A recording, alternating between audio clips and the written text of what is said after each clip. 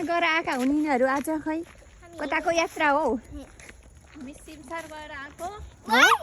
पुर्खौली पुस्ताहरूलाई लखटे हो खुब आजको यात्रा कस्तो भइरहेछ त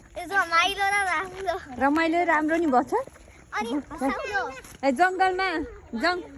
जङ्गलमा के भेट्नु भयो त नि अनि हो ठुलो दादाको मुखबाट नि सुनौँ न जङ्गलमा के भेट्नु भयो